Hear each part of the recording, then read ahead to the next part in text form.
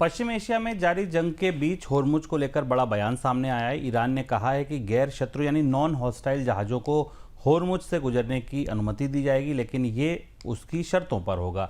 Iran के मुताबिक जो जहाज़ उसके खिलाफ किसी भी तरीके की कार्रवाई में शामिल है, उसके सुरक्षा नियमों का पालन करते हैं तो उन्हें सुरक्षित रास्ता दिया जा सकता है। हालांकि जिन जहाज़ों का संबंध अमेरिका, इजरायल या उसके सहयोगियों से है, उन्हें छूट नहीं मिलेगी। इस बीच जंग के चलते होर्मुज से गुजरने वाला समुद्री ट्रैफिक पहले ही की तरह बुरी तरह प्रभावित हो चुका है। Global oil supply, urea supply, इस पर हम लोग लगातार चर्चा कर रहे हैं, वो प्रभावित हो ही चुकी है। सर, पूरी तरह बंद नहीं है, लेकिन ये रास्ता ईरान के नियंत्रण और शर्तों पर चलता दिख रहा है। क्या आपको लगता है इसी शर्तों पर खुलेगा? ये इस शर्तों पर खुलना शुरू हो गया है। होर्मुज के रास्ते में अब ईरान बेहद कूटनीतिक ढंग से काम कर रहा। 2-3 महत्वपूर्ण घटनाक्रम हुए जिन्हें हमारे लिए जानना जरूरी, जिस वजह से ऐसा लग रहा है कि शांति वार्ता शुरू होने की परिस्थिति में या अमेरिका के इस जंग से बाहर निकलने के बाद ईरान और इजराइल के बीच जंग चलते रहने के परिस्थिति में धीमे धीमे होर्मुज को खोलने की बात की जाएगी या कोशिश शुरू हो गई है जो ईरान की तरफ से, जिसके संकेत दिए गए। और ये लगभग वैसी परिस्थिति होगी जैसी परिस्थिति पिछले साल हमने 12 दिन के युद्ध में देखी थी कि ईरान और इजराइल एक दूसरे के ऊपर हमले कर रहे थे, मिसाइल छोड़ रहे थे, पर होर्मुज पर ट्रैफिक का असर नहीं पड़ा था। क्या 3 बड़े घटनाक्रम हुए, 3-4 घटनाक्रम हुए जो आपको बताना चाहते हैं, जिनका असर हो सकता है आपको आने वाले दिनों में दिखाई दे।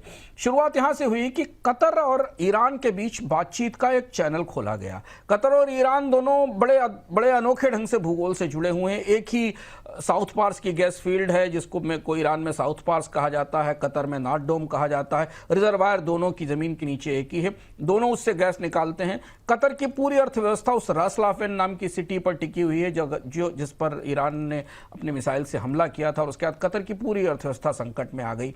माना जा रहा है, जो चर्चा है अलग अलग सूत्रों से, अल जजीरा जैसे कुछ चैनल्स ने इस बात का इशारा भी किया है, कई वेस्टर्न डिप्लोमेट्स ने भी इस बात का इशारा किया है कि कतर ने $6 बिलियन की सहायता का प्रस्ताव दिया है ईरान को रीबिल्डिंग के लिए। इसके बदले शर्त ये होगी कि वो किसी भी तरह से जो इकोनॉमिक इंफ्रास्ट्रक्चर है, जो रिफाइनरीज हैं, जो LNG की रेल्स हैं, उनके ऊपर हमला नहीं करेगा।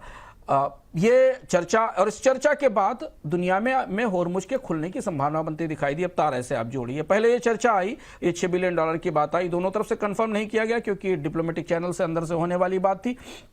कतर इसे रोकना चाहता था और कतर ने ऐसा करते हुए निश्चित तौर पर अमेरिका से दूरी बनाई है, क्योंकि अमेरिका ऐसा करने देने की छूट नहीं देगा। और यही बड़ा शिफ्ट है पिछले 24 घंटे का कि मिडिल ईस्ट के देश अब ईरान से सीधे बात करने की तैयारी कर रहे हैं किसी न किसी तरह से। जैसे ही ये घटनाक्रम चर्चा में आया, उसके तुरंत बाद चाइना की जो सबसे बड़ी शिपिंग कंपनी है कॉस्को, उसने तत्काल कंटेनर्स की बुकिंग शुरू कर दी।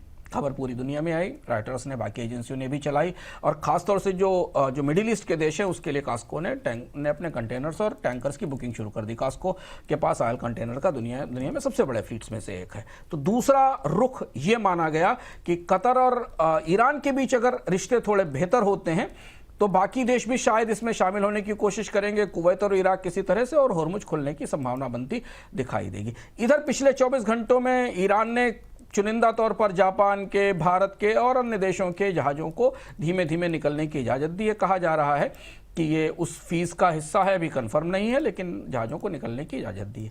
तीसरा जो महत्वपूर्ण बात जो सबसे गंभीर इसमें दिख रही है कि डोनाल्ड ट्रंप इसको तत्काल क्यों खोलने के लिए इस तरीके की कोशिशों पर शायद आपत्ति नहीं करेंगे। उसकी वजह यह है कि डोनाल्ड ट्रंप को 31 मार्च को शी जिनपिंग के साथ एक शिखर वार्ता करनी है।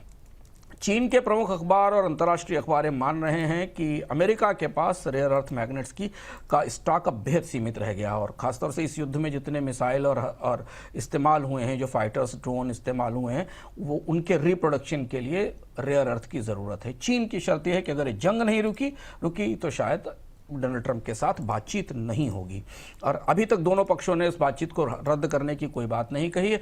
तो चीन का परोक्ष दबाव भी रहा होगा, और इसीलिए शायद वो डोनाल्ड ट्रंप को पिछले 24 घंटे में अपना रुख बदलना पड़ा, क्योंकि वो सप्लाईज जो रेयर अर्थ की क्रिटिकल सप्लाईज हैं उनको वो बहाल करना चाहते हैं। तो ये 3 ऐसे घटनाक्रम थे, जिन 3 घटनाक्रमों के बाद कास्को की तरफ से आई हुई जो घोषणा थी उसने ये बताया कि अब होर्मुज में धीरे धीरे रास्ता खुलने की संभावना बनती दिख रही है। ईरान ने भी ये कहा है कि वो दोस्तों के लिए जो है उनके लिए रास्ता अब खोल रहा है। तो इस पर करीब से नज़र रखनी होगी कि ये अगर कोई और हादसा नहीं होता होर्मुज में, कोई बड़ा घटनाक्रम, कोई बड़ा बदलाव नहीं होता, तो सीमित आधार पर आप देखेंगे कि अगले 1-2 दिनों में होर्मुज से जहाज़ों का आना जाना शायद शुरू हो जाएगा।